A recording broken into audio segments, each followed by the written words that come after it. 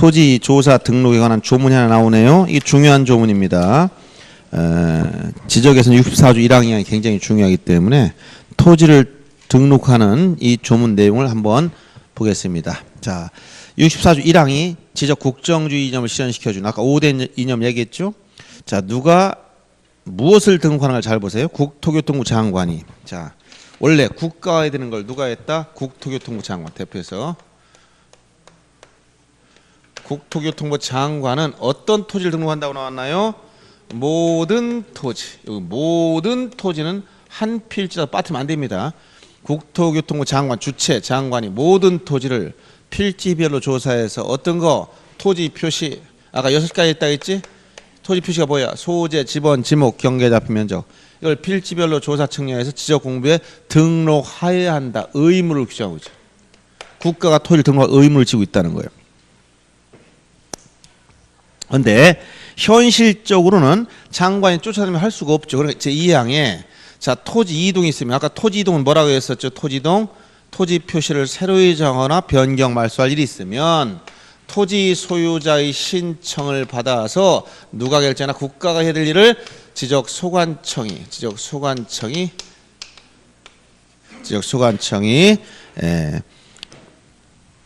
이걸 결정해라라고 2항이 규정하고 있어요. 그래서 자, 1항, 2항 내용을 잘 보고 그리고 이 단서에 자, 신청이 없더라도 뭐 할 수 있다? 직권으로 조사 측량하여 등록할 수 있다라는 규정을 만들어 놓은 거예요. 직권 등 주인형까지 규정하고 있다는 거예요. 요 64조 1항이 꼭 알아두시고 그리고 이 직권에 대한 조사 등록 절차 자, 직권의 조사 등록 절차를 보면 항상 자, 토지 이동 현황 조사 계획을 먼저 세워라. 어떤 계획이냐? 토지 이동 현황 조사 계획. 이걸 토지 이용이라고 바꾸는 순간 무조건 틀립니다. 토지 이용이라는 말 즉 쓰질 않아요. 지적에서 토지 이동 현황 조사 계획을 이건 기본적으로 시군구 단위로 수립하되 부득이하면 읍면동 단위로 할 수 있다. 시군구 단위가 기본입니다. 토지 이동 현황 조사 계획을 수립하고 계획을 세웠으면 뭐 해야 돼? 계획을 세웠으면 뭐 해야 된다? 토지 이동 현황 조사를 실시해야 돼. 조사했으면 어떡합니까? 내용을 기록해야지. 어디에? 토지 이동 조사부에 기록해 줍니다.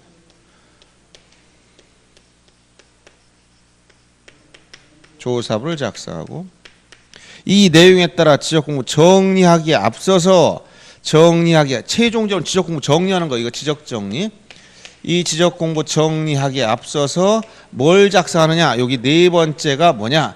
토지 이동 정리 결의서야. 토지 이동 정리 결의서랑을 만들어야 돼. 순서. 그래서 계획을 세우고 조사하고 조사부에 기록하고 결의서를 만든 다음에 마지막 정리하는 이 순서의 흐름을 이해할 것. 그리고 매년 수립해야 될 계획의 이름이 뭐냐 물었을 때 토지 이동 현황 조사 계획이다. 요걸 알아야 돼. 토지 이동 현황 조사 계획이다. 알았죠? 자, 다시 한번 토지 이동 현황 조사 계획을 수립해야 되고 시군구 단위로 합니다. 원칙적으로 계획을 세웠으면 뭘 해야 돼? 조사를 해야 돼. 조사했으면 내용을 기록해야 돼. 이걸 가지고 지적공부 정리에 앞서서 공무원들 뭘 작성한다? 토지 이동 정리 결의서를 만들어야 돼. 결의서. 자, 이렇게 정리하면 되겠습니다. 그 다음에 필지, 토지 등록단의 필지를 봅니다. 필지. 그래서 여러분들 오늘 나눠진 프린트물에도 여기부터 제가 설명해 놨어. 필지. 지적은 토지를 등록하는 게 지적이다라고 했으니까 그럼 토지를 등록할 때 어떻게 등록하느냐? 필지 단위로. 필지. 지적에서 쓰는 필지. 아까 필지는 인위적으로 구획한 토지 등록 단위를 필지라고 했단 말이에요. 그러면 한 필지, 즉 이렇게 토지를 등록할 때 이 토지를 등록 기본 단위가 뭐라고? 필지야, 필지. 그럼 필지가 무엇이냐라고 이제 이것부터 들어가야 돼요. 그럼 1필지가 되려면 어떤 요건을 갖춰야 되냐? 성립 요건. 원칙적으로 6가지 요건을 갖춰야 되는데 1필지 성립 요건은 동시에 무엇이냐? 합병의 요건이야. 합병의 요건하고 같아요. 즉 합병의 제한 사유는 일필지 성립 요건을 충족하지 못해 합병할 수 없다는 거 똑같아. 왜 합병이 요건을 같다고? 두 필지 이상의 토지를 몇 필지로? 한 필지로 합하여 등록하는 것이 합병이므로 합병 후에는 반드시 한 필지가 돼야 돼. 합병 전에는 두 필지 이상이 된 것이. 알았어요? 그래서 한 필지 요건을 갖춰야 된다. 그래서 1필지가 되려면 첫째, 이건 합병 요건으로 같다고 했습니다. 첫째, 집원 부여지역이 같다. 집원 부여지역. 두 번째, 집안이 연속됐다. 세 번째, 용도인 지목이 같다. 여기서 용도, 주된 용도에다 나온다 했죠. 네 번째, 도면의 축척이 같다. 축척. 다섯 번째, 소유자 같다. 소유자는 공유 토지라면 공유 지분까지 같아야 된다고 얘기 줬죠. 여섯 번째, 등기 여부가 같다. 등기된 토지끼리 또는 등기 안 된 토지끼리 한 필지로 만들 수 있다는 거예요. 그래서 여기서 집원 부여지역이라는 것은 집원을 부여하는 단위 지역으로서 동일하리 이에 준한 지역이라고 했죠. 집원 부여지역이 다르면 한 필지 못 만들어요. 여기 대전광역시 서구 둔산동에 있는 땅과 저기 유성에 있는 복명도에 있는 땅을 묶어서 한 필지 못 만들어요. 집원 부여지역이 다르기 때문에.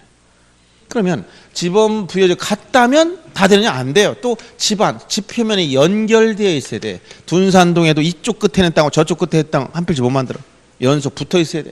그럼 붙어 있으면 다 되느냐? 그것도 아니야. 용도가 같아야 돼. 용도 뭐예요? 지목. 주된 용도에 따라 우리가 지목을 나눴기 때문에 용도인 지목이 같아. 지목이 다르면 또 안 된다는 거예요. 그럼 이거가 같으면 다 되느냐? 일필지는 도면상에서 경계로 둘러싸인 일단인 토지이기 때문에 도면의 축척이 또 같아야 돼. 축척이 다른 토지는 한 필지 못 만들어요.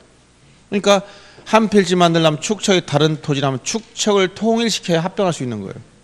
그 다음에 도면에서 여기 축척 같아야 된다는 것과 소유자 같아야 돼. 소유자 같아야지. 소유자 서로 다른 토지 한 필지 못 만들어. 이때 소유자 동일 요건은 공유 토지라면 공유 지분까지, 공유 지분도 동일한 걸 의미합니다. 지분까지 같았을 때 소유자 같은 거예요. 그 다음에 등기 여부가 같다. 등기 여부가 동일하다는 것은 등기된 토지끼리 또는 등기 안 된 토지끼리 한 필지를 만들 수 있다는 거예요. 즉 미등기 토지끼리도 한 필지가 되는 거예요. 이런 원칙 6가지 요건을 갖춰야 되는데 예외가 있다 했지. 예외. 여기 일명 양입지라고. 양입이라는 말은 무시한다네. 무시. 그러면 왜 양입지 요건을 보면 이 6가지 요건 중 예외를 인정한 건 이 지목도는 여기밖에 없어. 나머지 일체 예외가 없습니다. 그래서 여기 지목도일 요건은 예외이기 때문에 지목이 다르지만, 즉 용도인 토지 용도인 지목이 다르지만 한 필지로 만들 수 있는 토지가 있더라. 이걸 양입지라고 했어요. 그럼 양입지까지가 몇 필지라고? 여기 한 필지입니다. 그러면 이거는 주된 용도의 편을 위해 설치된 도로나 국어 등의 부지. 답이 한 필지 있다. 그러면 물을 상시 이용해서 벼, 미나, 연, 완골 재배한 토지를 답이라고 그래. 물을 이용하니까 물을 여기다 저장해 연못이 있어. 물이 고여있는 땅을 유지라고 그래. 유지. 그럼 이렇게 주된 토지로 둘러싸인, 이게 주된 토지, 이게 종된 토지야. 둘러싸인 토지로 다른 용도로 이용된 종된 토지는 독립적으로 공시할 필요성이 없더라. 물론 현장에 보니까 연못도 여기 나름대로 면적이 있더라는 거예요. 면적이 있어. 면적이 있지만 이건 독립적으로 공시 못하고 주된 토지에 그냥 집어넣겠다는 거예요. 집어넣어서 한 필지를 만들겠다. 그래서 뭐라고 한다? 양입지라고 표현해. 무시하는 땅. 알았어요? 양입지. 또는 주된 토지 편의를 설치한 도로나 여기 통로를 만들어서, 그 다음에 여기 물을 끌어다 쓰기 위해 수로를 만들어서 국어. 이런 국어나 도로 등 주된 토지 편의를 위해 설치된 도로나 국어 등의 토지는 독립적으로 공시할 필요 없고 주된 토지에 편입시켜서 그냥 한 필지 만들어 버리겠다. 이걸 뭐라고 한다? 양입지. 그러면 양입지는 결국 무시하는 땅인데, 무시돼. 어디? 요 종된 토지 유지 무시했고, 여기 물 끌어오는 수로 무시했고, 논둑 무시해버렸어. 다 주된 토지에 편입시켜버렸어. 무슨 얘기 하겠어요? 근데 무시하는 것도 한계가 있다. 너무 무시하지 마세요. 우리는 너무 무시하면 가만히 안 있을 거야. 이게 제한사유. 지렁이도 밟으면 꿈틀거리는데 우리를 무시합니까? 어떤 걸 제한사유는 뭐냐? 즉 무시할 수 없는 조건이야. 무시 못해. 첫째, 무시할 수 없는 조건이 뭐냐? 종된 토지 지목을 봤더니 지목의 왕, 대. 28개 지목 중 금덩어리야. 금덩어리는 아무리 적어도 무시할 수 없다 했지. 지나가다 주먹만한 돌덩어리 걷어차고 왔더니 주먹만한 금덩어리 나왔어. 걷어차려고 왔더니 무시할 수가 없네. 작아도 가치가 있다는 거야. 무슨 얘기인지 알죠? 28가지 지목 중 제일 가치가 있어. 아무리 작아도 무시 못해. 그래서 요 조공된 토지 지목이 대이거나 두 번째 비율, 주된 토지와 조공된 토지 비율을 봤더니 무시할 수 없는 조건이 10% 1할이야. 이거를 초과해야 돼. 그럼 초과했다는 것은 10%까지는 무시해버렸다는 거야. 예를 들어서 답이 면적이 300제곱미터의 논에 여기 30제곱미터 유지가 있어. 이때까지 무시해버렸어. 근데 이게 31, 10% 초과 무시 못합니다. 그러면 못한다는 건 뭐냐? 양입지가 되면 한 필지인데 이건 제한서에 걸리면 무시할 수 없으니까 별도의 필지로 따로 두 필지로 따로 등록하라 이런 얘기. 한 필지 못 만들기 때문에. 그다음 세 번째 무시할 수 없는 조건은 뭐냐? 자, 우리나라 좁은 나라는 조공된 토지 면적 기준, 즉 조공된 토지 면적이 얼마 정도 되냐? 여러분들 330, 100평 기준입니다. 330을 초과하면 무시할 수가 없어. 쉽게 얘기하면 제한서에 걸려. 그래서 여러분이 대전에 나 땅 있어요. 얼마? 30평. 말도 꺼내지 마. 몇 평이야? 100평은 나와야 돼. 그래야 그 정도면 집 하나 짓고 살 수 있겠구나. 그럼 인정해 줄게. 이렇게 된단 말이야. 쉽게 얘기하면 이해하기 쉽게. 그래서 이런 제한사유에 해당된 거 세 가지 요건, 조공된 토지 지목이 되거나 비율이 10%를 초과하거나 면적이 330점을 초과한다. 이 세 가지 요건 중 어느 하나라도 해당되면 제한서에 해당돼. 제한서에 해당한다는 것은 무시할 수 없으니까 별도로 등록해야 돼. 즉 한 필지는 될 수 없다 이 얘기예요. 알았어요? 그러면 예를 들어서 여기 과수원에 한 필지 있다. 이 과수원 안에 여기 주거용 건축물 있어. 면적이 과수원 면적이 5,000제곱미터야. 이게 뭐냐? 10제곱미터야. 너무 적지? 그래서 뭐라 이거? 금덩어리. 무시할 수 없어. 그러니까 과수원 안에 주거용 건축물은 대로 별도로 등록하는 거지 과수원으로 하나로 못 한다는 얘기고, 또 과수원에 보니까 여기 조그만 이렇게 유지가 있어. 아니면 밭 같은 게 들어가 있어. 이런 경우 유지 면적 얼마냐 봤더니, 자, 유지 면적이 만약에 500제곱미터나 된다. 그럼 어떻게 될까요? 5천에 10%니까 무시할 것 같지? 근데 이 조건을 보세요. 303 초과라는 조건이 걸렸지? 이 셋 중에 아무거라도 해당되면 제한서에 해당되는 거. 이거는 10%를 초과하진 않았지만 330을 초과, 여기 해당되기 때문에 500제곱미터니까 100평이 넘잖아. 그럼 무시할 수 없어. 그럼 유지를 과수원과 별도로 따로 등록하라 이런 얘기예요. 이해되죠? 예. 이렇게 1필지 요건, 원칙과 예외 제한 사유를 정리해 줬습니다.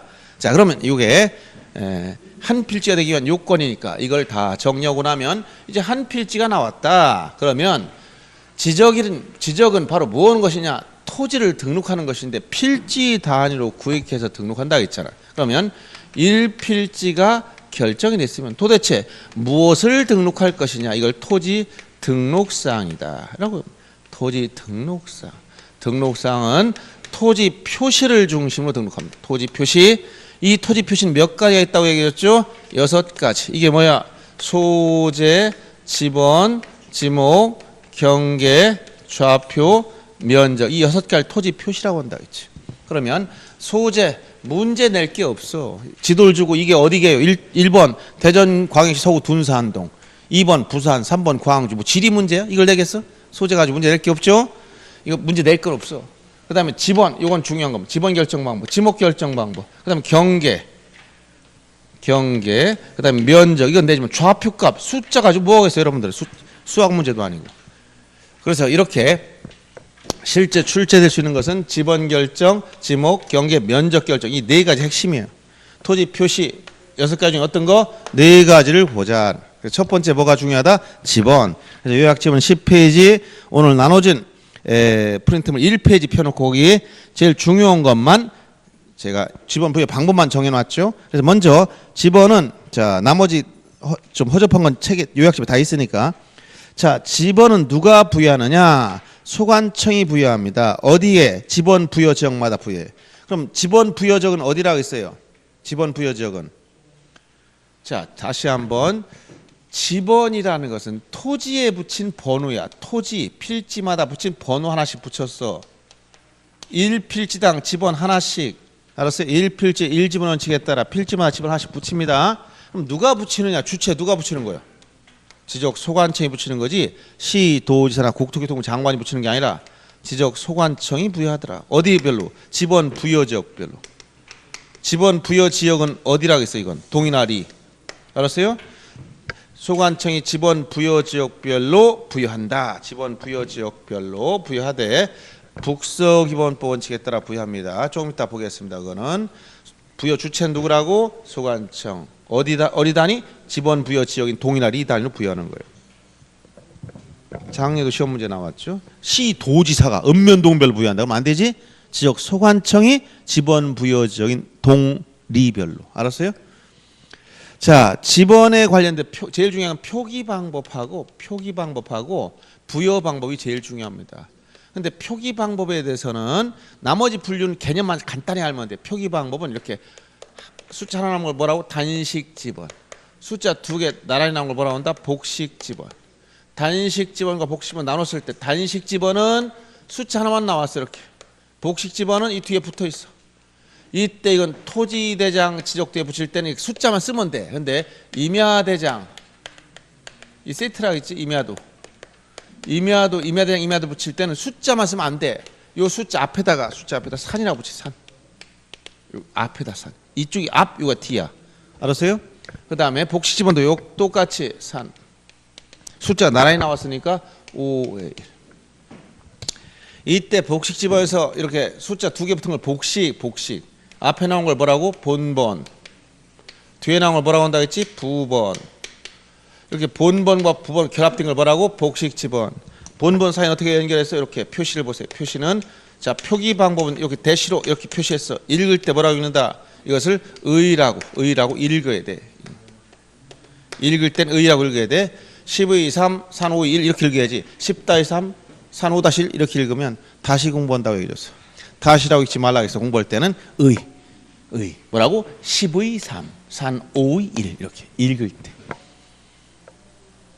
자, 그런데 중요한 것은 임야대장 임야도에는 지번 숫자 뒤가 아니라 앞에다 산, 한자로 아니고 한글로 산. 이것은 지목이 임야일 때 산을 붙인 게 아닙니다. 지목이 임야일 때 산을 붙이는 게 아니고 뭐라고? 임야대장 임야도에 등록하는 토지는 지목과 상관없이 묘지에도 산, 목장용지에도 산, 도로에도 산, 국어에도 산. 어디? 임야대장 임야도에. 그러면 토지대장 지역 또는 지목이 임야일 자로 산을 안 붙여 이런 얘기야. 알았어요? 이 개념을 이해를 잘해야 돼. 임야일 때 이렇게 하면 안 돼요. 임야대장 임야도에 등록하는 토지는 지번 숫자 앞에다가 한글로 산이라고 쓴다. 그래서 도면에 보면 이렇게 임야도 같은 데 보면 임야도 축척은 일반적으로 6,000번을 제일 많이 씁니다. 임야도. 총 7가지 지역 축척이 있는데 임야도는 2가지만 쓰는데 3,000분의 1과 6,000분의 1. 자, 임야도 안에 토지 경계를 그리고 여기 산 5번지 지목은 임야, 산 6번지 목장용지, 산 7번지 묘지. 보세요. 여기 목장용지도 산, 묘지도 산, 임야도 산. 근데 여기 보면 숫자 앞에다 붙였어. 숫자 뒤에는 임을 붙였고 임. 이건 지목이야. 그래서 여기까지 지번이고 만약에 임야도에 여기 임이라고 쓰면 지목이 임야. 이게 만약 목장 뭐 국어면 국어 이렇게 이건 전부 다 지목을 말하는 거야. 그래서 요 뒤에 나온 숫자는 지목이야. 숫자 앞에가 뭐다? 지번이야. 지번 숫자 앞에다 뭐라고 쓴다고? 한글로 산. 임이 아니고 뭐라고? 산. 꼭 기억할 것. 그리고 지번은 보시다시피 이렇게 단식만 있으면 뭐야 이거? 본번. 단식지 본번만 있는 게 단식이지? 그 다음에 본번에 부번 붙으면 뭐라고? 복식이야. 그럼 이런 지번이 있느냐? 부번만 있을 수 없음. 부번만은 지번이 될 수 없다. 너무나 당연한 소리. 근데 그게 지문에 나옵니까? 지문에 다 나와. 출제한 지문들이. 아니 그렇게 쉽게 나옵니까? 이게 지적이군요. 그래서 12개 중에 10개 맞는다고 하겠죠. 그러니까 출제한 게 다 그대로만 나오는 거예요.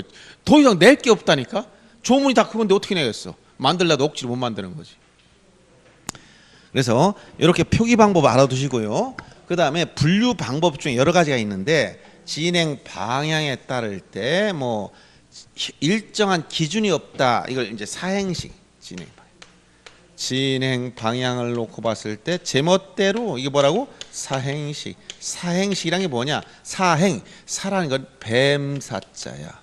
뱀이 어떻게 가느냐 물어보니까 반드시 안 간다. 그래서 집원의 진행 방향을 예를 들어서 1, 2, 3 숫자 따라가 보니까 1, 2, 3 이렇게 가다 보니까 구불구불 제멋대로 간다는 거. 이게 뭐야? 제멋대로 가니까 사행식이라고 하는 거야. 일정한 규칙성이 전혀 없지. 자연 발생적. 농촌이나 산간지방 지번 부여할 때 이런 사행식을 썼다. 사행식. 그 다음에 기우식 내지 교호식이라는 건 뭐냐? 기우식 내지 교호. 이것은 크게 도로나 가를 중심으로 지번을 부여하다 보니까 도시 시가 지역에서 보니까 자 이런 도를 중심으로 도시개발사 이렇게 도로나 가로가 큰 도로가 있어. 지번 부여해봐라 했더니 여기 1, 2, 3, 4 이렇게 부여하다 보니까 일정한 규칙성이 나오네. 한쪽은 홀수, 한쪽은 짝수. 홀짝이 계속 나와. 그래서 이걸 홀짝식이라고 흘러가다 보니까 책에 쓰긴 쪽팔려. 그래서 용어를 바꿨어. 홀수를 한자로 바꾸니까 기수라고 그래. 짝수를 우수라고 그래. 기수와 우수가 반복된다. 그래서 기우식, 교대로 반복된다. 교우식. 아시겠죠? 이 개념만 한 번 들으면 그냥 이게 계속 있지 뭐 이거 뭐 특별한 깊이가 있겠습니까? 홀짝식 가지고 무슨 얼마나 깊이 있게 공부했어. 그래서 이런 용어들 개념만 좀 알아두란 얘기야. 이런 건 개념 정도. 그 다음에 이제 단지식이라는 것은 단지. 이 단지가 블록이라고 했죠. 블록 이거 우리말로 번역 블록이 단지예요. 단지 1단지 2단지 할 때 도시개발 사업은 이제 크게 블록을 먼저 정해놓고 1블록 2블록 이런 식으로 블록을 정해놓고 이 안에서 1로트 2로트 1에 1 이렇게 단지 안에서 지번을 부여하는 방법 이걸 단지식이라고 한다는 얘기예요. 그렇죠? 어디서 그럴까? 도시개발 사업지역. 도시개발 사업지역은 저는 단지식을 쓰기도 합니다. 그 다음에 지번 부여 지역별로 나누는 것 중에서 거기 지역단위법과 도엽단위법을 두 개를 구별하면 됩니다. 지역단위법은 지읒자 돌림과 같이 지읒자 돌림. 지읒자 돌림이란 게 뭐예요? 지역단위법과 이게 단위, 도엽단위, 단지단위는 이거 단지가 같은 얘기니까 도엽단위 이거 두 가지 구별할 때 지역단위법은 지번 부여 지역의 범위, 즉 예를 들어서 이 둔산동 범위가 넓으냐 좁으냐 이건 좁은 지역이야. 이건 아주 넓은 지역. 그 다음에 도면 그 도면의 매수가 좁으니까 이건 적어, 매수가 적다. 여긴 많고. 그래서 반대로 갑니다. 그래서 지역은 지읒자돌림만 했지. 지역구 좁은 지역 다 지읒으로 가지. 지역단위법 범위도 좁고 도면매수 적어. 이에 비해 도엽단위 범위 넓고 도면매수가 많아. 이런 지역에서 쓰는 방법이다. 이렇게만 알아두면 구별할 수가 있다. 이런 얘기예요. 아시겠죠? 이런 개념만 딱딱 알아도 이런 건 중요하지 않으니까 제가 가볍게 넘어가는 거예요. 이런 건 그냥 여러분들 나오실 때 이게 무슨 말이야? 이렇게 하면 안 되니까 이런 개념들을 이제 우리 여기 눈으로 또는 의식적으로 좀 알아두라는 얘기예요. 그 다음에 기본 위치에 따라 이건 좀 알아둬야 돼. 기본 위치. 기본 위치. 기본 위치를 기본이라는 건 뭐냐면 요 지번을 어디서 시작을 했느냐 이런 개념. 이거는 스타트 시작. 지번을 어디서 스타트했느냐. 그래서 지번 부여적 동리를 전체를 놓고 볼 때 이게 대전 광시 둔산동이야. 그러면 항상 지도에서는 위쪽이 북쪽이고 위쪽, 아래쪽은 남쪽, 왼쪽은 서쪽, 오른쪽은 동쪽이야. 스마트폰 놓고 뒤집어 놓고 보지 마시고 그냥 딱 떴을 때 알았어요? 방향을 뒤집어 놓고 이쪽이 동쪽인가 이렇게 하면 안 돼. 그래서 지도에서 나올 때 항상 위를 보라고 한다. 북쪽, 아래를 남쪽, 왼쪽, 서쪽, 오른쪽, 동쪽이. 그럼 북서기 어디지? 여기가 북서지? 여기가 북서쪽. 여기 북서 기본법. 북서쪽에서 시작을 했다. 그럼 여기서 시작한 건 방향이 흐름이 이렇게 간단 말이야. 북서쪽에서 남동에서 끝나가는 형태야. 북서 기본법이라고 그러고 그 다음에 거꾸로 이 또 북동쪽. 여기서 시작하는 것도 있어요. 이거 여기서 시작해서 여기로 끝나가는 형태, 즉 남서로 끝나가는 형태. 이거는 한자 표기할 때 한자 표기시. 즉 좌에서 오른쪽 오른 이렇게 가요. 오른쪽 왼쪽으로 위에서 아래 봐. 한자는. 그럼 한자 읽을 때 어떻게 읽어? 한자 읽을 때 한글 읽듯이 글자 이렇게 읽진 않고 어떻게 한다? 이렇게 거꾸로 읽는 거야. 한자 읽을 때는요. 그래서 예를 들어서 만약 여기 현재 우리는 북서기원법 이걸 취하고 있는데 1950년 된 이걸 쓰다가 75년에 이쪽 바뀐 거예요. 왜? 처음에 한자를 표기했단 말이야. 만약 한자 표기 바라면 여기서부터 여기 1번지, 2번지 이렇게 쓴단 말이야. 여기 1, 뭐 대 이 뭐 이런 식으로 지목과 이렇게 써주는데 만약 이 한자 표기할 때 이렇게 썼다면 이걸 오늘날 같으면 이렇게 하면 안 돼요. 오늘날은 한자 안 쓰잖아. 그러니까 어떻게 쓰는 거야? 이렇게 똑같은 토지라도 자 여기 지번을 부여해봐라. 북서는 좌에서 우에서 아래 방향 흐름이. 그러니까 이런 경우 여기를 1, 2 이런 식으로 좌에서 우 방향으로 나가야 돼. 이런 걸 뭐라고 한다? 북서기본법. 한자 쓰는 걸 뭐라고 한다? 북동기본법. 우리는 한자를 안 써. 그러니까 지금 북동기본법이 아니고 뭐라고? 북서기본법을 원칙으로 한다. 즉 북서쪽에서 시작하여 남동 방향으로 지번을 부여해라. 예. 알았어요? 아까 누가 부여한다 했지? 지적 소관청이. 단위는 어디 단위로? 지번 부여 지역별로. 지번 부여적이 어디라고 했어요? 동이나 리. 작년에 뭐라고 했어? 시도지사가 부여권자가 아니잖아. 그 다음에 뭐 읍면 뭐 비언 이건 말이 안 되잖아. 그렇지? 누가? 지적 소관청이. 지번 부여적인 동리별로 지번을 부여할 때 어떻게 한다고? 북서에서 시작해서 남동 방향으로 흐름. 알았죠? 이렇게 꼭 기억해 줘야 됩니다. 가장 기본적인 문제예요. 그래서 요건 꼭 기억하고 그다음에 부번 표시 형태에 따라 우리가 취하고 있는 거 이렇게 부번을 쓸 때 이렇게 복식처럼 나란히 쓰는 거 평행식이라고. 우리는 평행식 부번 표시할 때 평행식을 쓴다. 입법 예번 분수 형태로 나타나는 나라, 지수 형태로 표시한 나라, 자유번식 형태로 하는 나라 여러 가지가 있지만 우리가 쓰는 건 뭐라고? 평행식을 취하고 있다. 이렇게 알아두면 되겠고요. 그다음 제일 중요한 것은 자 여러분들 요약집에서는 12페이지에 나온 거기 지번 부여 방법, 토지 이동에 따른 지번 부여 방법. 요게 굉장히 중요합니다. 그래서 거기 보면 지번 부여 기본 원칙 조문 그대로 옮겨 놓았죠. 지번은 지적 소관청이 지번 부여적별로 순차적으로 부여해야 돼. 북서에서 남동 방향으로. 즉 북서기본법이다. 이 얘기를 쓰고 있는 겁니다. 자, 그러면 구체적으로 지번 부여 방법 자, 거기 네 가지를 언급하고 있어. 크게 보면 제일 중요한 것은 이 지금부터 얘기한 지번 부여 방법이라는 거예요. 자, 토지 이동에 따른 지번 부여 방법은 크게 지번 부여 방법은 네 가지가 있다. 그래서 첫째 신규 등록 전환 시, 두 번째 토지 분할 시, 세 번째 토지 합병의 경우. 자, 지적에서는 분할이라고 합니다. 등기하면 분필 등기한다고 그러고, 지적 합병이라고 그래. 등기하면 합필 등기한다고 그러고. 네 번째 지적 확정 측량 지역의 지번 부여 방법. 여기서 지적 확정 측량이라는 단어를 주의해야 됩니다. 자, 지적 확정 측량 세 가지 세트 메뉴 기억하라고 했지? 어떤 것? 도시개발 사업 실시, 도시개발 사업 등을 실시했다. 요만이 나오면 경우의 측량 방법을 통해서 뭐 한다고? 지적 확정 측량. 지적 측량 13가지 중에서 요 도시개발 사업 나오면 반드시 지적 확정 측량이라는 단어가 나와야 돼. 그러면 경계점 좌표 등록부 작성 비치,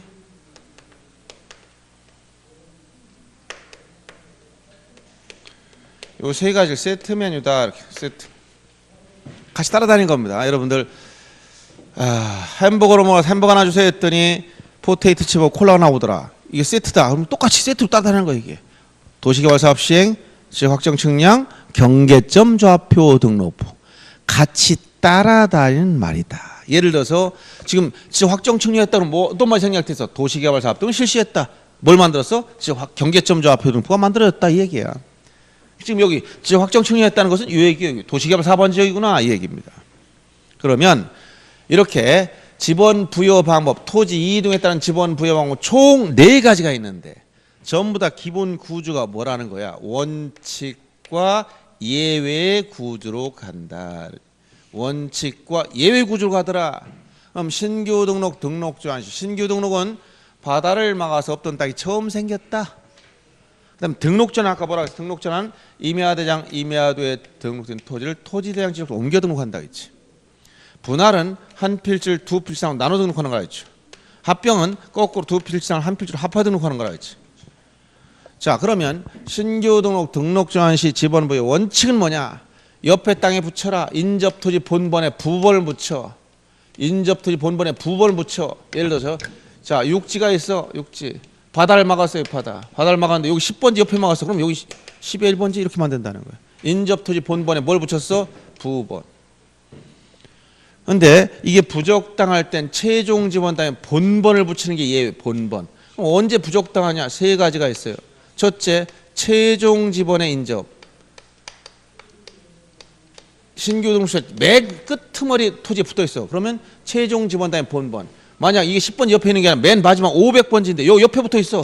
500번지 옆에 있으면 500에 1 하려고 보니 뒤에 걸린 숫자가 없잖아. 그냥 501 이렇게 한다는 거예요. 그 다음 두 번째는 기존 토지와 멀리 떨어졌다. 원거리. 인접성이 없어. 원거리. 멀리 기존 토지보다 멀리 떨어져 있어. 인접성이 없으니까 인접토 찾는 게 의미가 없다는 거죠. 세 번째, 필지 수가 많아. 수필지. 즉 여러 필지. 한두 개면 뭐겠는데 한 몇백 개 생겼어. 그럼 이건 부번 붙이는 게 부적당해. 최종 지번 다음에 본번. 그래서 최원수 본번. 알았죠? 그 다음에 분할시 지번부 연칙. 분할은 나눈다. 나눠. 그래서 분할할 때는 한 필지와 나머지 필지를 나눠서, 즉 분할 전에 한 필지가 분할 후 여러 필지로 바뀌었단 말이에요. 그러면 어떻게 지번을 부여하느냐? 예를 들어서 어느 지번 부여리 지번 배를 보니까 이렇게 한 500에서 끝난 지역이야. 이 중에 10번지를 잘랐다. 몇 개를 잘랐냐? 3개로 분할했어. 그러면 한 필지는 분할 전 지번 그대로 써야 돼. 나머지 필지는 분할 전 지번의 본번의 최종 부번 다음에 부번 이렇게 붙입니다. 자, 이걸 말로 설명할 때 잘 봐야 돼. 그 다음에 자, 요걸 두 필지 나눴다. 한 필지는 분할 전 지번 그대로 쓰고 나머지는 분할 전 지번의 본번의 최종 부번 다음 순번 부번. 이걸 말로 설명을 이렇다는 거예요. 그래서 분할의 경우는 한 필지는 분할 전 지번을 그대로 사용하라. 나머지 필지에 대해서는 분할 전 지번의 본번의 최종 부번 다음 순번 부번을 순차적으로 부여한다. 자, 여기서 한 필지는 분할 전 지번 그대로 사용. 나머지 필지를 어떻게 했다고? 분할 전 지번의 본번의 최종 부번 다음 순번 부번. 알았어요? 자, 이걸 두 필지 또 잘랐어. 한 필지는 분할 전 지번 그대로 쓰고 나머지 필지는 분할 전 지번의 본번의 최종 부번 다음 순번 부번. 이해되죠? 네. 그 다음에 분할의 경우에 주거나 사무실 등이 건축물이 있으면 이곳에 분할 전 지번을 우선적으로 부여해야 돼. 분할 전 지번을 우선적으로 부여하는 게 의무가 돼버립니다. 예를 들어서 자, 여기에 세 필지로 잘랐는데 10번지를 잘랐다.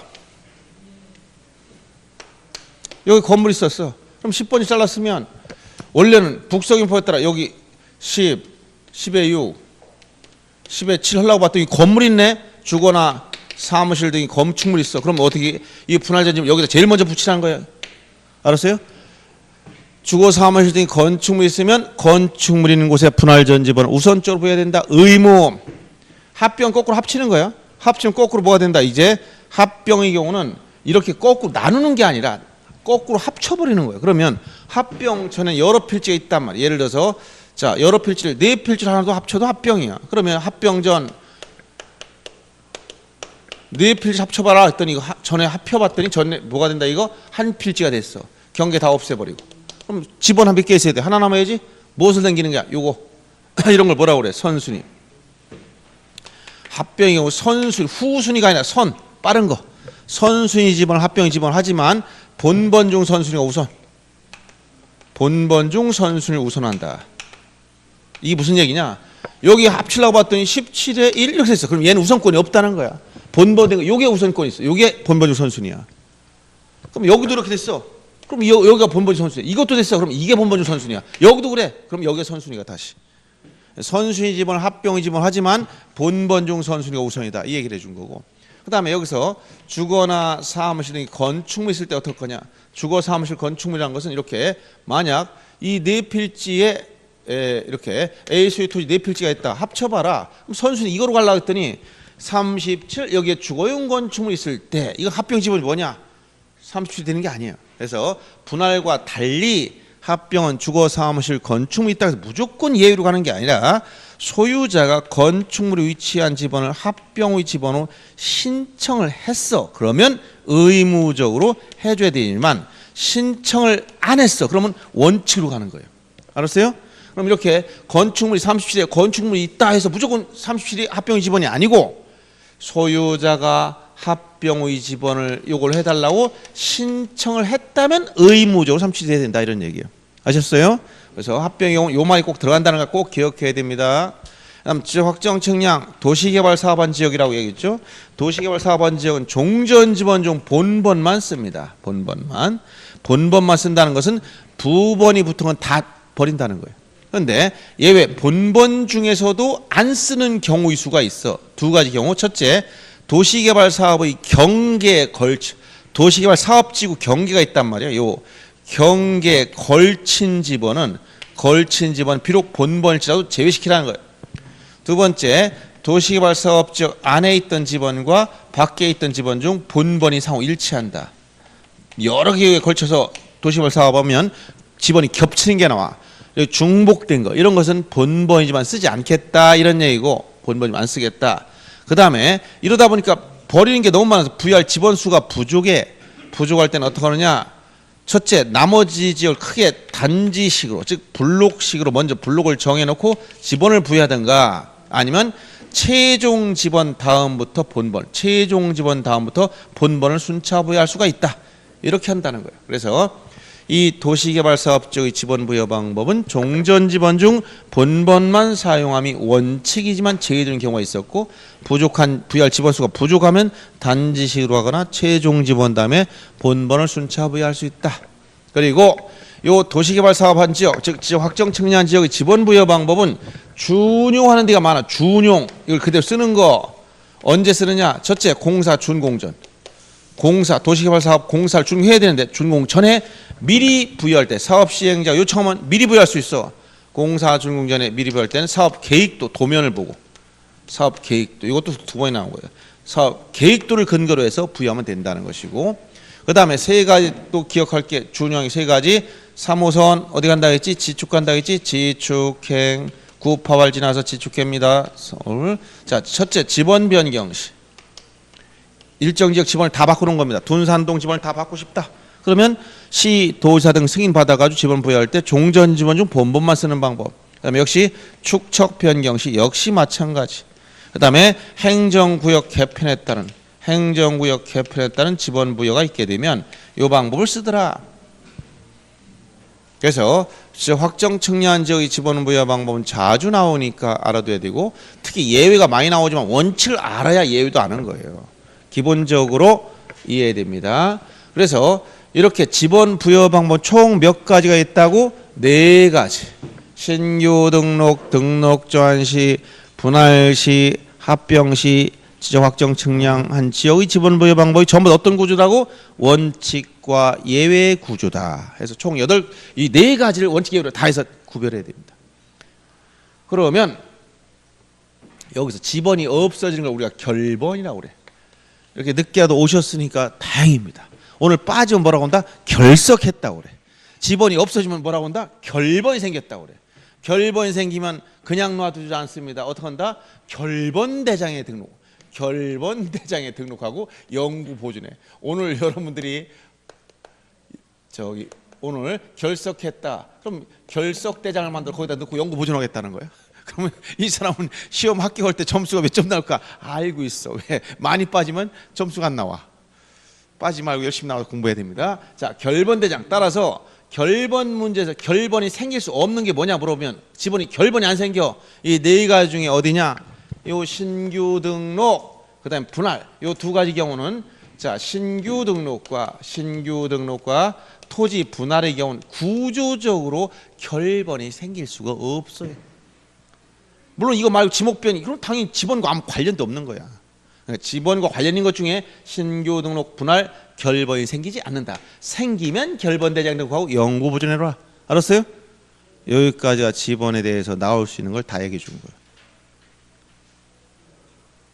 어려운가요? 이제 어느 정도 들었으면 이제 반복에 들으면서 이게 좀 자꾸 숙달돼야 돼. 그래서 처음 오시거나 좀 오랫동안 쉬었으면 공부를 좀 빨리 따라가서 이제 5월 달부터는 빨리 정리하는 쪽으로 가셔야 됩니다. 서서히.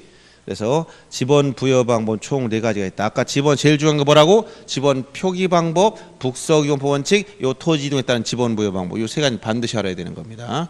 자, 여기까지 하고 좀 쉬었다가 하겠습니다.